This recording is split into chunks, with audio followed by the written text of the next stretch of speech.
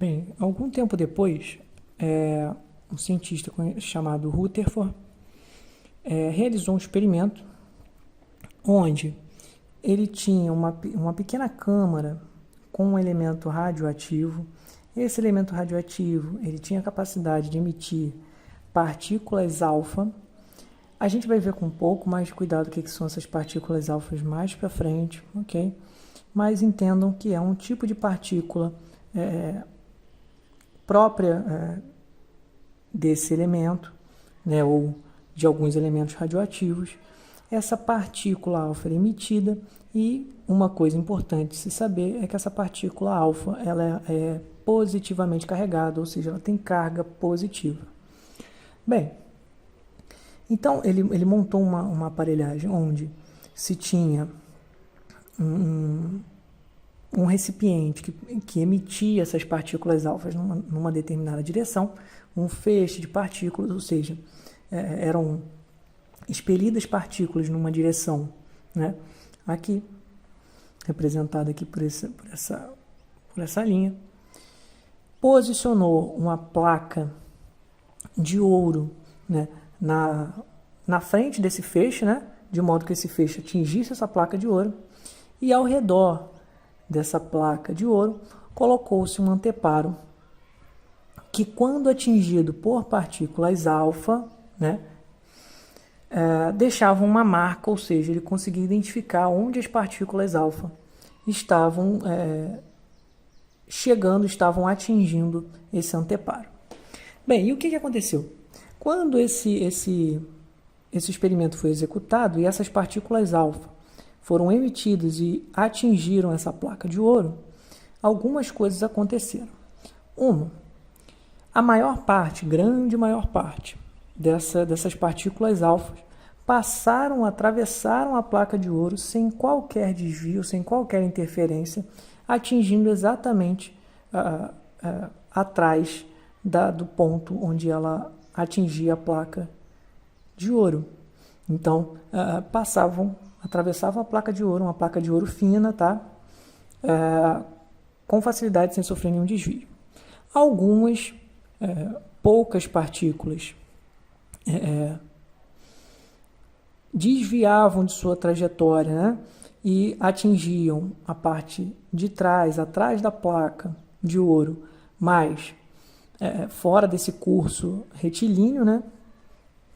Então era possível ver um desvio nessas partículas alfa, e uma quantidade muito menor, muito pequena, batia na placa de ouro e retornava, né?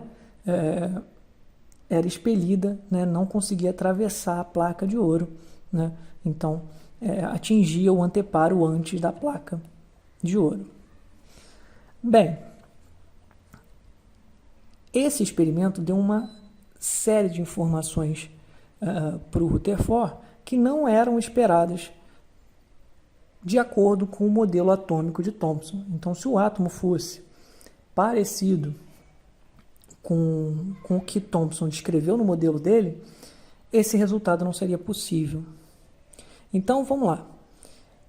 Ele concluiu, então, que a partir desse experimento, na maior parte, o átomo era vazio. Por quê? Porque se a maior parte das partículas alfa conseguiu atravessar essa placa de ouro sem que sofrer nenhum desvio, significa que essas partículas atravessaram nesses espaços vazios. Ou seja, existe um espaço ali no átomo que não existe grande quantidade de massa, ou existe massa alguma, e essa partícula alfa consegue passar por essa parte vazia do átomo e atingir a parte imediatamente atrás da onde atinge a placa de ouro, sem sofrer qualquer desvio, certo? Então, esse ocorrido dá essa informação, e Rutherford conseguiu concluir isso. Na maior parte, a massa do átomo está em seu núcleo. O que Rutherford intuiu a partir desse estudo? Que o átomo ele teria no seu centro a maior parte de sua massa ocupando um pequeno espaço no centro do átomo, onde as partículas alfa poderiam se chocar e retornar, né, porque não conseguiriam atravessar, mas como foram muitas poucas partículas alfa que conseguiram, que fizeram ou realizaram esse fenômeno, né, de atingir essa parte do átomo e retornar, significa que a probabilidade disso acontecer é muito pequena. E se a probabilidade disso acontecer é muito pequena, significa que esse núcleo do átomo, essa parte onde quase toda a massa do átomo está contida, na verdade, muito pequena em relação ao tamanho total do átomo. Por isso é que a probabilidade dessa partícula alfa bater nesse ponto é muito pequena. Então, concluiu-se que o átomo, na verdade, teria um núcleo, uma parte pequena em seu centro, que contém quase toda a massa desse átomo. Ou quase toda a quantidade de matéria, né? Por isso massa. Bem, concluiu-se que esse núcleo é positivo. Por quê? Porque as partículas alfa são positivas. Então, se elas conseguem se chocar e retornar, e principalmente, se elas conseguem passar e ser desviadas, o que está acontecendo quando essa partícula é desviada? Ela passa perto do meu núcleo. Como o núcleo também é positivo, há uma repulsão entre a partícula alfa positiva e o núcleo positivo. Então, ela passa pelo átomo, só que como ela passa perto do núcleo, esse feixe é repelido e desviado de sua trajetória original. Então, também se concluiu que esse núcleo é positivo. Um tempo depois, se descobriu que, na verdade, esse núcleo era composto por partículas positivas, não era uma massa total positiva, como Thomson descreveu. E então, essas partículas positivas, a essas partículas deu-se o nome de prótons, certo? Os elétrons, que são as partículas negativas, estariam, então, segundo o modelo de Rutherford, ao redor desse núcleo, circulando ao redor desse núcleo.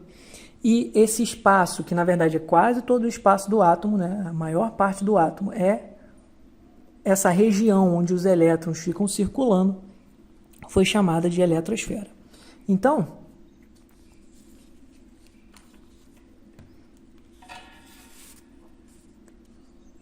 o átomo proposto por Rutherford seria mais ou menos assim.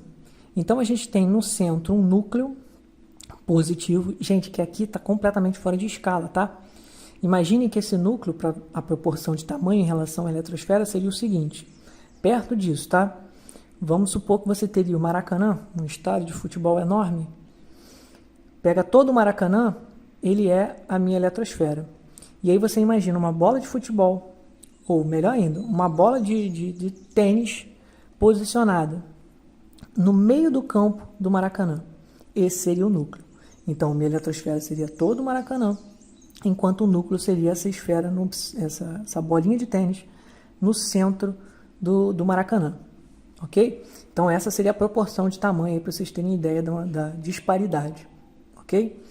Então, esse núcleo seria carregado positivamente, ok? Estaria contido nesse núcleo prótons, e depois descobriu-se que nesse núcleo também existiriam partículas neutras, chamadas de nêutrons, ok? Então, esse núcleo seria carregado positivamente, porque contém os prótons, e também contém os nêutrons, que têm carga neutra. Então, esse núcleo estaria aqui, e ao redor desse núcleo circulariam ao redor desse núcleo os elétrons, que são as cargas negativas, ok?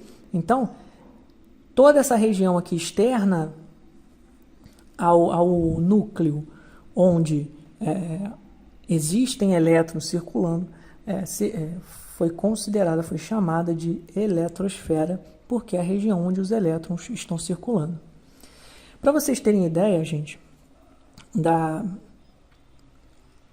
do porquê que a massa, quase toda a massa do átomo está contida aqui nesse núcleo, a gente tem a relação de massa relativa entre essas partículas, essas três partículas aqui, básicas, que compõem o meu átomo. Prótons, nêutrons e elétrons. Se o próton é considerado como massa 1, que está aqui no núcleo, o nêutron teria também uma massa equivalente a 1. Ou seja, um próton e um nêutron têm praticamente a mesma quantidade de massa. Contudo, um elétron, que está aqui circulando na eletrosfera, teria uma massa igual a 1 dividido por 1836 em relação a um próton e a um nêutron. Ou seja, a massa do elétron é 1836 vezes menor do que a massa de um próton ou do que a massa de um elétron.